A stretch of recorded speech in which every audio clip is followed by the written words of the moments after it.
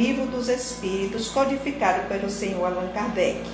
Hoje o capítulo 12º, parte 3ª, Perfeição Moral, com a nossa companheira Isa. Boa noite, Isa. Boa noite, minha gente. Boa noite, todo mundo. Mas esse dia, que pra gente é um dia de muito trabalho, a gente agradece esse trabalho, porque de antemão é bom pra gente mesmo, né? A gente está trabalhando para divulgar a doutrina espírita, mas isso faz muito bem pra gente em termos de tudo, em termos de aprendizado, em termos de obedecer ao Pai, né? Divulgar essa doutrina, né? Que a gente teve acesso, mas para que outras pessoas também tenham acesso, né? E assim por diante. Hoje nós vamos trabalhar com a perfeição moral, que é o nosso grande objetivo, é a nossa grande tarefa dada pelo Pai, que é a evolução, né? E chegar a essa perfeição moral.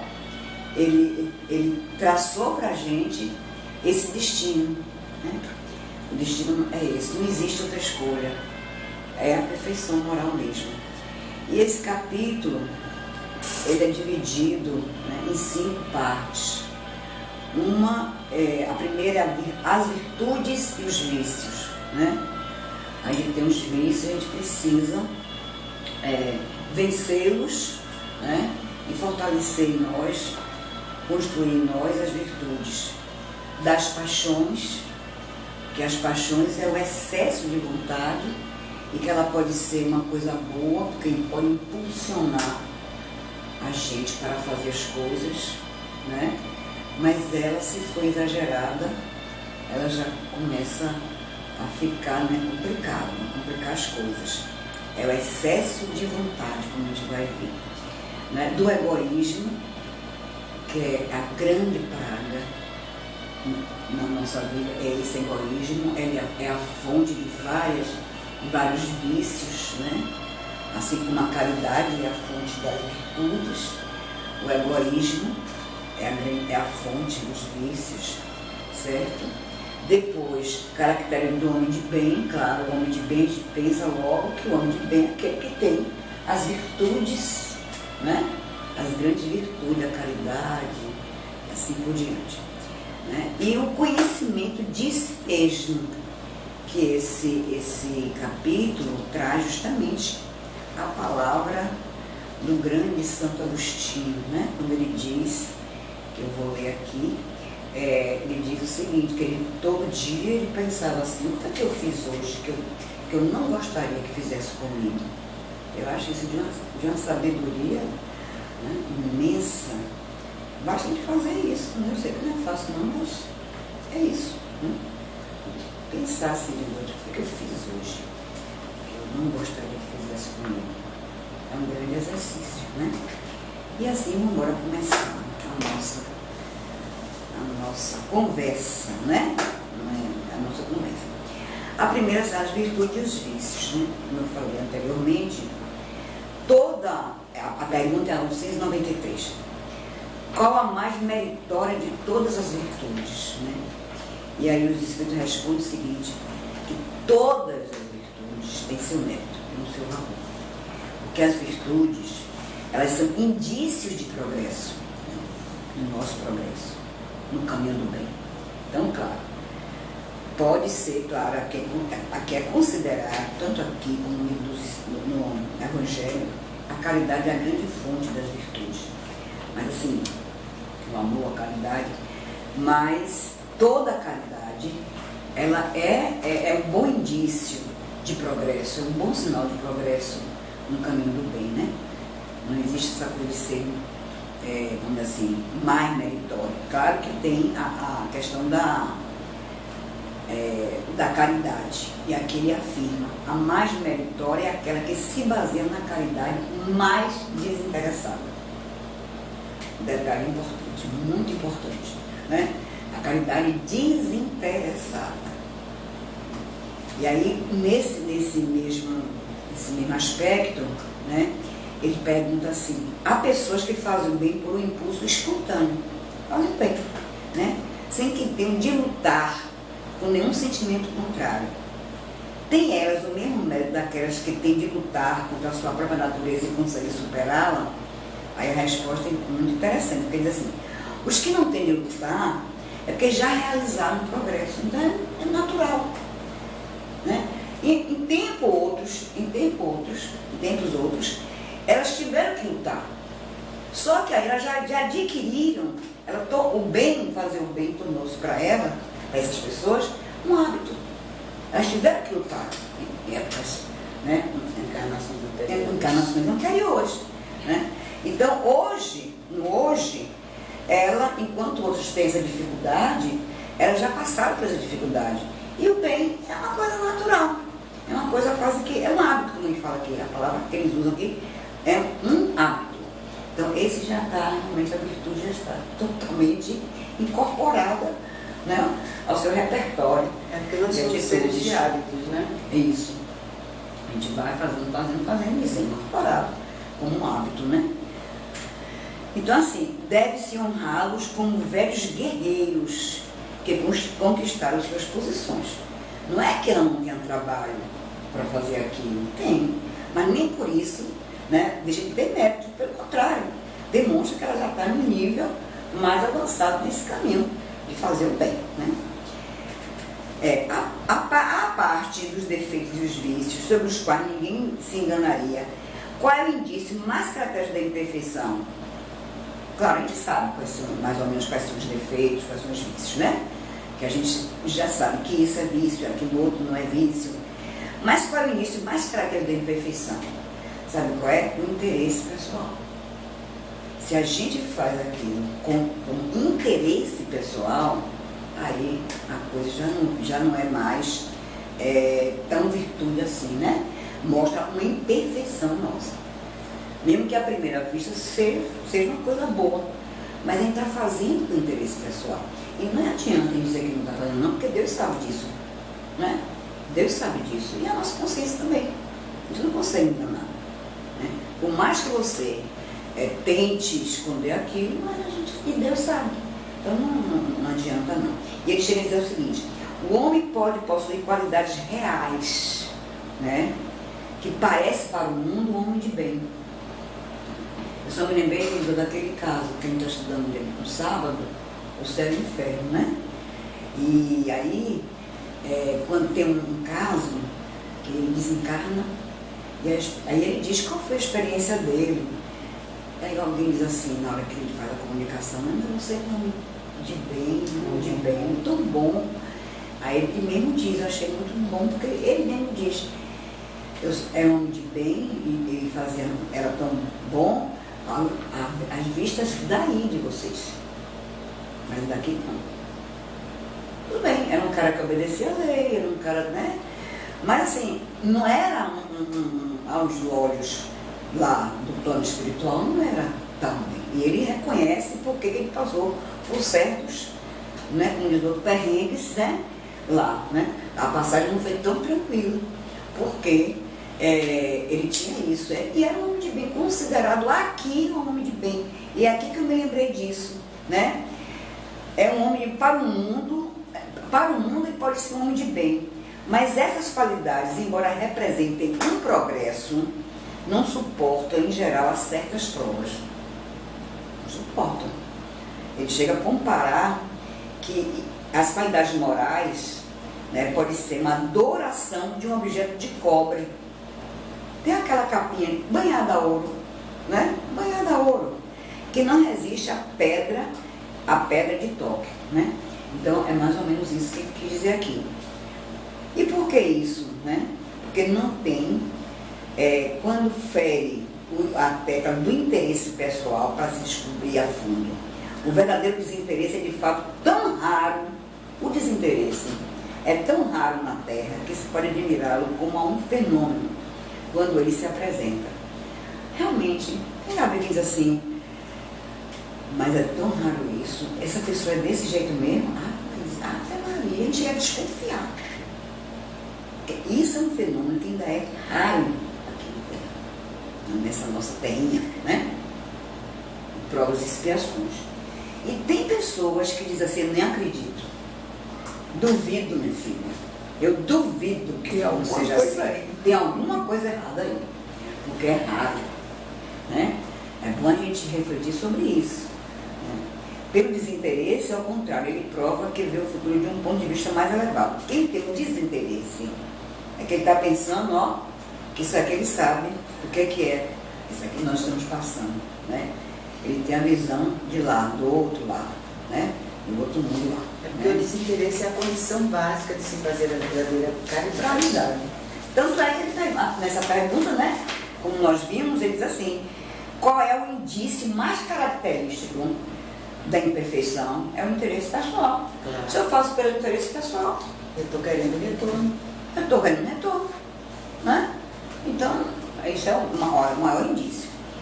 Aí a outra pergunta é o seguinte, a pessoa é desinteressada, mas sem discernimento, que prodigalizam os seus haveres sem proveito real, por não saber empregá-lo de maneira razoável.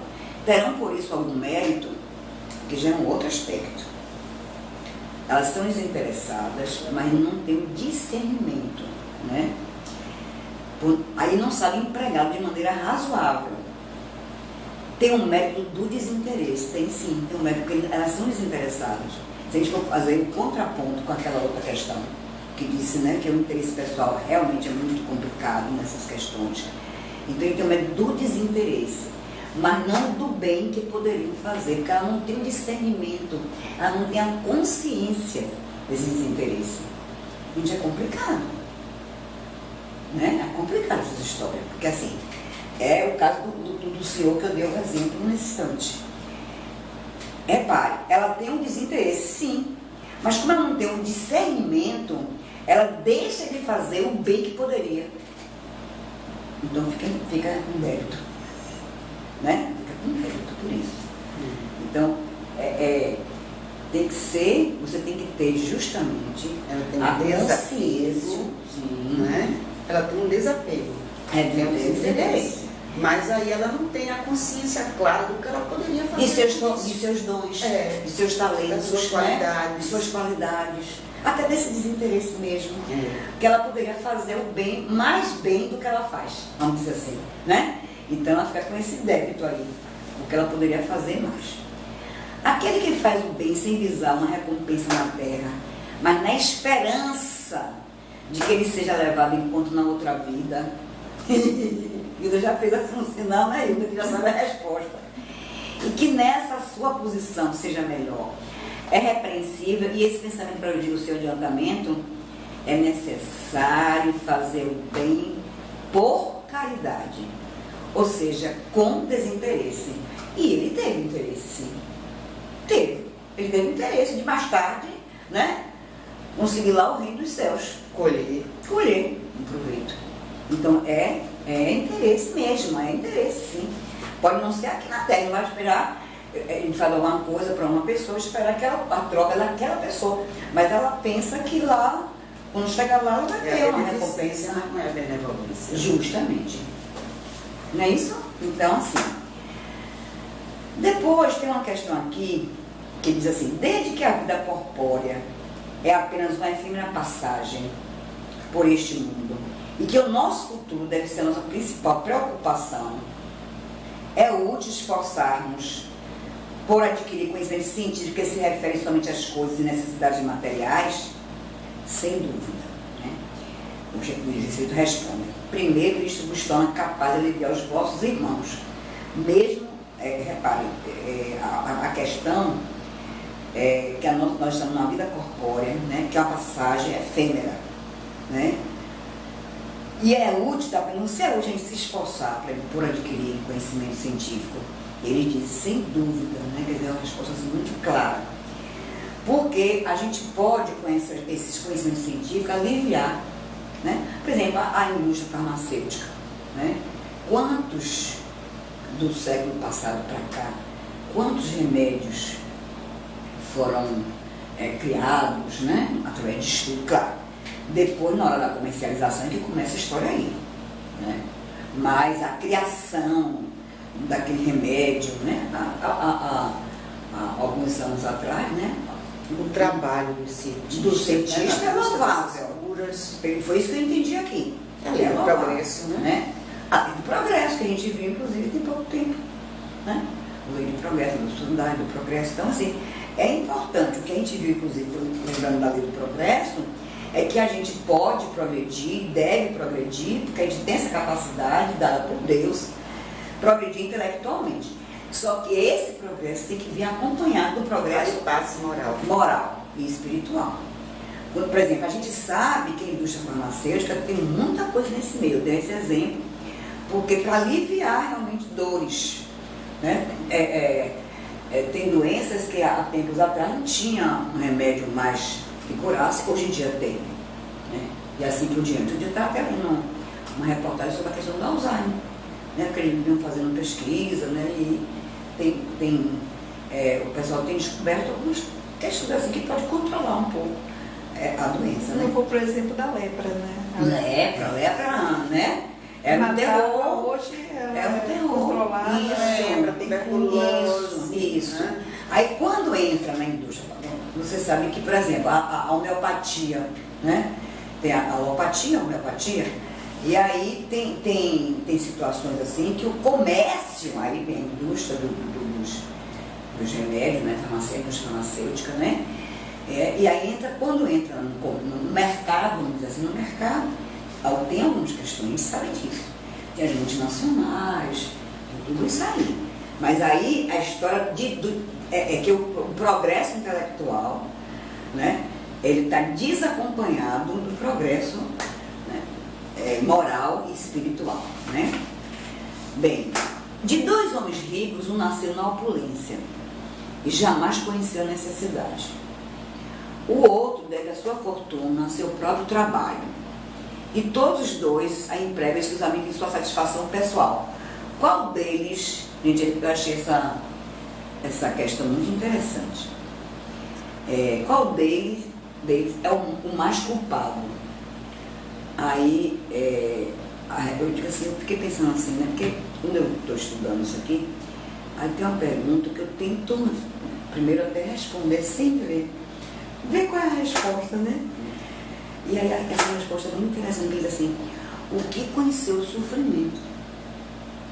Quer dizer, ele sabe o que ele passou, né? E aí ele precisa se colocar, ele sabe o que é sofrer. Ele sabe que o outro está passando. O que está passando. E aí tem que ter empatia mesmo, se colocar no lugar do outro. Aí ele será cobrado. Entendeu? Bem Então, mais. um que nasceu na opulência, ele não passou por esse sofrimento, né?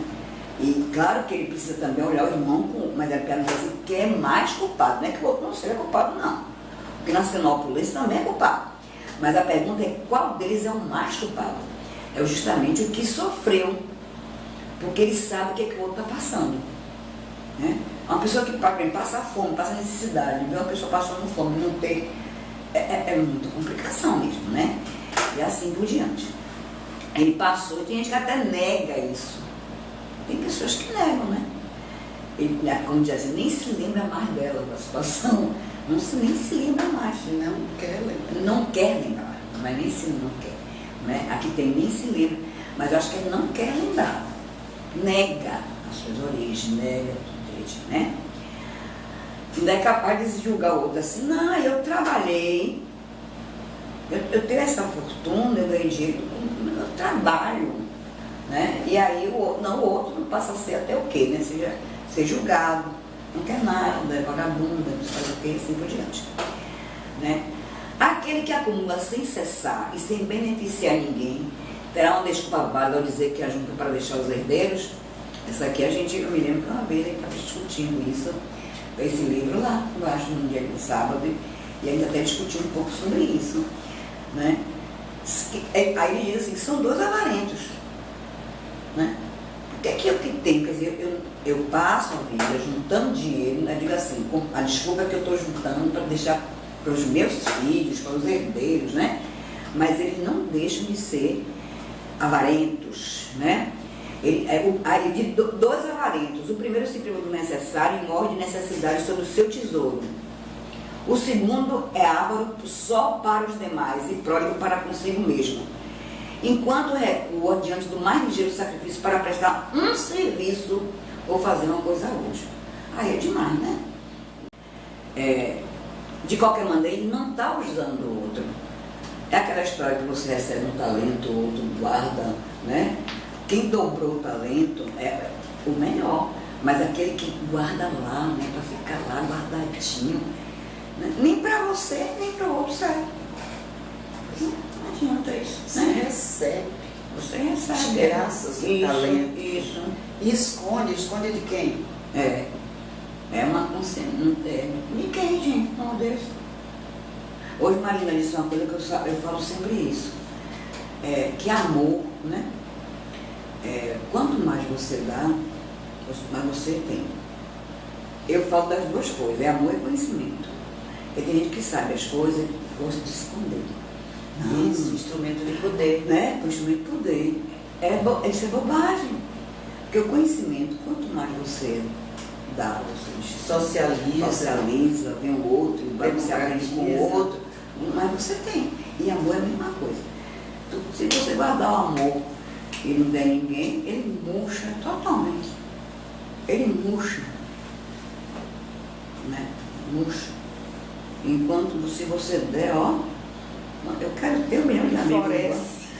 Floresce. Né? Igual Roberto Carlos, eu quero ter 1 milhão de amigos. Não é não? Tem amor para dar, amor não esgota. É igual aquela nascentezinha que você vai tirando água, vai saindo mais água, vai saindo mais água, vai saindo mais água, né? Aquela água boa, fresquinha, é uma maravilha, né? E aí ele passa depois para uma questão assim: é repreensível cobiçar a riqueza quando existe praticar o bem? Também as perguntas eu vou te contar, não é brincadeira não. É o quê? É repreensível cobiçar a riqueza quando existe praticar o bem? Eu tenho a cobiça de ter a riqueza, mas é para praticar o bem. É diferente aqui. Não quero julgar, para praticar o bem. Ficou claro, né? O sentimento é louvável, sem dúvida, quando puro. Mas esse desejo é sempre bastante desinteressado? Claro que não.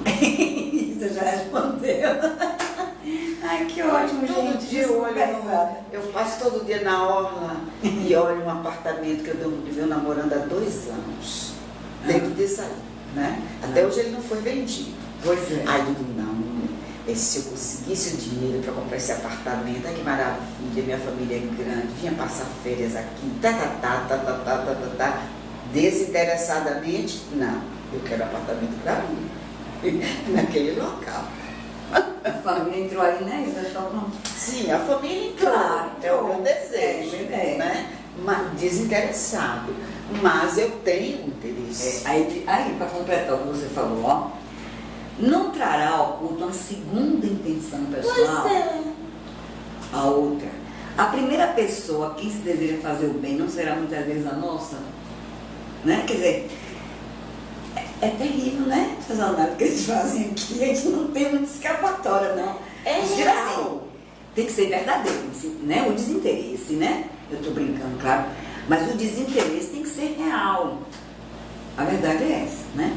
Tem que fazer um exame de consciência, ver se é real mesmo. E aí ele passa depois para assim, a culpa em estudar os defeitos alheios. E a gente sabe, hoje até eu li lá embaixo, na hora do tratamento, né? No dia de hoje, né? Da Dr. Carneiro. Eu li no livro, naquele livro que a gente pega lá para ler, fazer a leitura, né? Essa história aqui, teve um nome que teve isso aqui. Depende de como você faz isso, né? Não precisa ser todo mundo, né? Não precisa. Foi no Evangelho. Só que eu me lembrei. Depende de como você faz isso. Eu acho que você criticar uma pessoa, mostrar os defeitos, eu acho que até é um ato de cuidado. Depende de como você faz isso. E também não precisa ser na multidão, não precisa de todo mundo. Não precisa causar esse constrangimento. Aí tá bem, estava falando na cantina sobre exatamente. isso. Eu acho que você precisa ser honesto com as pessoas, sim. O que eu te chamo de honesto aí? Eu vejo uma pessoa fazendo, uma pessoa que a gente quer bem, isso a gente só faz com que a gente quer bem. O outro, acho que a gente não tem muita chance. Mas uma pessoa que tem intimidade, tem amigo, não sei quantos anos, a gente pode sim. Agora, eu acho assim, que depende, como tem no Evangelho, não precisa você botar a boca no trombone, né, e causar um constrangimento à pessoa. Não precisa isso. Não sabe o que é indulgência. Né, isso. E ele diz assim, se é com o intuito de os criticar e divulgar, há muita culpa. Não tem que divulgar isso aos quatro cantos. Botar nas redes sociais, por exemplo, né? Não tem porquê. Porque isso é faltar com a caridade. Né? Se é com intenção de proveito pessoal, evitando-se aqueles defeitos, pode ser útil, aquilo que ele falou. Eu posso até ver no defeito, entre aspas, né, do outro, uma análise até da minha pessoa também. Quantas vezes também comete aquela mesma coisa que está criticando o outro, né? Mas não se deve esquecer que a indulgência, como o senhor falou, para com defeitos alheios, é uma das virtudes compreendidas na caridade. Faz parte, é um ato de caridade também. Você ter essa indulgência. Ainda né? hoje no Evangelho da Manhã foi caridade para com os criminosos. Sim, é nesse mesmo capítulo que eu li de tarde. Não tem direito nenhum, né, de estar julgando eles pelo que eles fizeram. E já foram julgados. Pela justiça. Pelas duas justiças. Pelas duas justiças. Não tem por que mais. Quando a gente trabalha com os professores, né? Quando eu trabalho com a educação em prisões, a gente fala muito sobre isso. Eu não quero saber o que eles fazem, o que eles fizeram. Ali é aluno. Né? É nosso educando. Claro que temos que falar. Ah, professor e tal. Mas a gente não pergunta. A gente não deve perguntar. Até porque nós somos humanos, né? Aí de repente, não é aquele rapaz, lembra daquele caso? Que tem pessoas que fazem isso. Eu acho que valoriza. Lá naquele rapaz que fez isso, aquilo outro, é aquele, né? Quer dizer, a gente pode ficar um pouco assim, né? Até com, poxa, né? Não é brincadeira, não, a gente também é humano. E assim vai, né? É culpado que somos mais da sociedade e os desvenda, aí já é uma questão mais de pessoa, de sociedade. Isso depende do sentimento que o leva a fazer. Com que sentimento você faz isso, né? Se o escritor só quer fazer escândalo, gente, hoje em dia está tão corriqueiro isso, né? Porque a pergunta anterior foi de pessoa para pessoa. Agora é da sociedade, né? É um prazer pessoal que se proporciona apresentando quadros que são, em geral, antes um mal do que um bom exemplo. É uma coisa, as pessoas estão ávidas para dizer que o outro, né? E assim por diante. Hoje, com essas redes sociais, aí é que tá, o negócio está feito. O espírito faz uma apreciação, mas pode ser punido por essa espécie de prazer que sente em revelar o mal. Que prazer você tem em revelar o mal, né? É diferente de você chamar a pessoa, conversar, e aqui em termos de sociedade. Aí depois vem das paixões, né? Como eu falei anteriormente, a paixão, ela fica no excesso, né? Provocado pela vontade. É o excesso de vontade.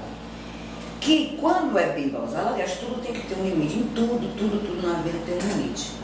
Quando ela é bem dosado, pode até ser impulsionador, uma paixão. Tem paixão por alguma coisa, uma causa, né? Isso pode ser uma coisa boa, mas se tem um excesso, aí já não dá mais. Como definir o limite em que as paixões deixam de ser boas ou más? As paixões são como um cavalo, que é útil quando governado e perigoso quando governa. O exemplo foi ótimo, né? A figura que eles usaram. Reconhecer, pois, que uma paixão se torna perniciosa no momento em que a deixar de governar e quando resulta num prejuízo qualquer para vós ou para outro. Inclusive as pessoas dizem, fulano é passional, né? Porque a paixão toma conta e você deixa a paixão que toma conta de você, né? Que comanda os seus atos. Aí já não é uma coisa boa. Mas enquanto você está governando ali, você está no comando, né? Quando você está no comando, aí tudo bem. Segurando as rédeas. Segurando as rédeas, isso mesmo. Né? Segurando as rédeas. Então, nesse caso, se for no limite, está tudo bem. E aqui tem um comentário de Kardec, que a gente não pode deixar de, claro, né, de considerar. As paixões são alavancas, né, que duplicam as forças do homem. É um impulso. E o ajuda a cumprir os desígnios da providência. Mas, se em vez de as dirigir, o homem se deixa dirigir por elas, cai no excesso, e a própria força que em suas mãos poderia fazer o bem, recai sobre ele e o esmaga. Você, né, para Xeroprim, ele usa aqui. Você é esmagado por aqui. Inclusive tem crimes passionais, né? Não é mais ou menos isso. Todas as paixões têm seu princípio no sentimento ou numa necessidade da natureza. O princípio das paixões não é, portanto, um mal, que ele fala aqui, né? Tem seu princípio, ela começa num sentimento ou numa necessidade da natureza. Então isso é bom. Não é um mal, mas pois repousa sobre uma das condições providenciais da nossa existência. A paixão propriamente dita é um exagero de uma necessidade ou de um sentimento. Está no excesso e não na causa. E esse excesso se torna mal quando tem por consequência algum mal, claro. Prejudicou alguém, prejudicou a você mesmo, prejudicou alguém, aí já não é mais uma coisa boa. Toda paixão que aproxima da natureza animal distancia-o da natureza espiritual. Quanto é que as pessoas falam, né? Não, paixão acaba logo, gente, né? Não, em termos de relacionamento, né? De pessoas, o amor, a gente sempre acha que o amor é uma coisa mais tranquila, né? A paixão você pode até fazer atos, tudo bem, para o bem, mas pode também ser para o mal. Atos incomensuráveis, porque a paixão que ele É tudo muito né? Intenso, a paixão é isso, é um sentimento mais intenso, né? As pessoas até fazem bobagem às vezes. Mas o amor não, o amor é mais tranquilo. Ó, cuidado, isso é paixão, paixão passa, né? Assim, normalmente as pessoas dizem cuidado, não é o amor, né? Então, assim, todo sentimento que eleva o homem acima da natureza animal anuncia o predomínio do espírito sobre a matéria e o aproxima da perfeição. Então a paixão está mais perto dessa coisa do espírito animal, né? Por isso que ele chama essa atenção aqui. E quanto tempo? 4, 3? Pode eu vou perguntar na frente, você vai dizer mais. Deixa ele falando aí, rapaz. Então assim, eu vou falar sobre agora a questão do conhecimento, tudo isso que a gente falou aqui, porque depois aqui vem o egoísmo, né? Mas esse capítulo é muito grande. O egoísmo, a gente sabe que é justamente, né, a base de muita coisa que não é legal. É o egoísmo e a vaidade. Agora, aqui ele chama a atenção do egoísmo mesmo. Inclusive tem um item que é assim, egoísmo, do egoísmo, né? E aí eu queria chamar a atenção, para terminar, quando ele fala de conhecimento de si mesmo, que é a fala de Santo Agostinho, né? Ele diz assim: qual é o meio prático e mais eficaz para se melhorar nesta vida e resistir nos arrastamentos do mal? Eu queria falar isso, que a gente sabe que tem a questão do autoconhecimento, né? A gente só pode, por exemplo, a gente tem um vício, né? Também a virtude também tem que ter consciência, mas, por exemplo, o vício, a gente só pode suplantar aquilo, superar aquilo, se a gente tem consciência. Então, o autoconhecimento, a gente tem que saber o que é que a gente, quem somos nós, né? E aí aqui ele lembra, um sábio da antiguidade vos disse: conhece-te a ti mesmo. Foi Sócrates, não foi que disse isso? Foi Sócrates, né?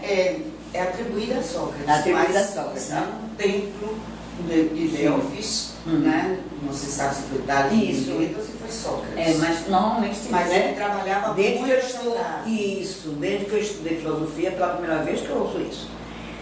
E aí fala assim: compreendemos pela sabedoria dessa máxima, porém, a dificuldade está precisamente em se conhecer a si mesmo. Qual é o meio de conseguir, né? E aí, tem a fala aqui de Santo Agostinho, onde diz assim: o conhecimento de si mesmo, portanto, é a chave do progresso individual. Ainda não é a fala de Santo Agostinho, não. Mas direis como se julgar, porque julgar a si mesmo é difícil, gente. É muito complicado. Porque você toma distância do ato, né? E você vai julgar aquele ato que você fez, que você cometeu. A primeira coisa é isso, né? Não se tem a ilusão do amor próprio que ameniza as faltas e as desculpas. O avarento se crê simplesmente econômico. Quem é avarento? Ele vai ter o seu avarento, enquanto ele não tiver consciência que ele é avarento, aí ele diz que ele é econômico. E é capaz de dizer, não, você que gasta muito. Né? Porque a referência dele é diferente. A referência dele é essa, não gastar muito. Então ele se torna avarento.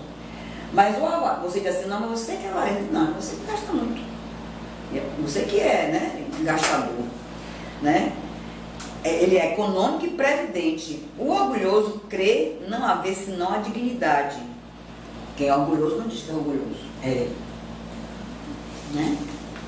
Isso é verdade, mas tendes um meio de controle que não pode vos enganar. Quando estiverdes indecisos sobre o valor de uma de vossas ações, perguntai-vos como a qualificaria se fosse feita por outra pessoa. Isso, Santo Agostinho vai por aí, né? Ele diz isso, ele justamente diz isso. Eu saio um pouco de cena, né? Como é que você ia qualificar aquilo? Eu sou avarenta, um exemplo, né? Sou não, gente. Mas assim, eu sou avarenta. Então é melhor sair um pouco de cena, tomar uma certa distância e ver como é que você qualificaria aquilo naquela outra pessoa, né? É o que ele está dizendo aqui, né? E assim, gente, porque está na hora já de terminar, né? Eu vou passar para o outro pedaço aqui. Colocai, pois, questões claras e precisas e não temais de as multiplicar. Podem-se dar alguns minutos para conquistar uma felicidade eterna. Não trabalhais todos os dias com o objetivo de amontoar o que vos dê repouso na velhice. Esse repouso não é o objeto de todos os vossos desejos, o alvo que vos faz suportar as fadigas e as privações momentâneas. Pois bem, o que é esse repouso de alguns dias, perturbado pelas enfermidades do corpo, ao lado daquele que se espera do homem de bem? Porque às vezes a gente complica a nossa vida com esse tipo de atitude, né? Você pode, depois de fazer certas coisas, você até perder, no caso, a saúde. Aí vem o cansaço, vem a saúde, e você vai fazer o quê? Fazer o quê? Fazer o quê com aquilo, né? Depois, né? Sei que muitos dizem que o presente é positivo e o futuro incerto. A gente diz muito isso. Ora, eis aí precisamente o pensamento que estamos encarregados de destruir em vós, porque desejamos em vos fazer compreender esse futuro de maneira que ele possa deixar nenhuma dúvida em vossa alma. Por isso, primeiro chamamos vossa atenção para os fenômenos de natureza e a impressionar vosso sentido. Depois vos demos instruções que cada um de vós se acha encarregado de divulgar. Foi com esse objetivo que editamos o livro dos Espíritos, que é Santo Agostinho que diz isso aqui. Então, gente, o conhecimento, mais uma vez, a gente sabe que isso é muito importante na nossa evolução. Não é importante não, a palavra está fraca. É fundamental. Ou a gente faz esse autoconhecimento, ou então a gente não consegue evoluir, né? Então, em termos de vícios e virtudes, a gente viu que a gente tem que ter consciência das nossas virtudes, sim, para que a gente possa fazer o bem mais, e muito também ter a consciência dos nossos vícios, para que a gente possa superá-los, né? E seguir adiante na nossa caminhada de evolução. Muita paz para todos nós. Que assim seja.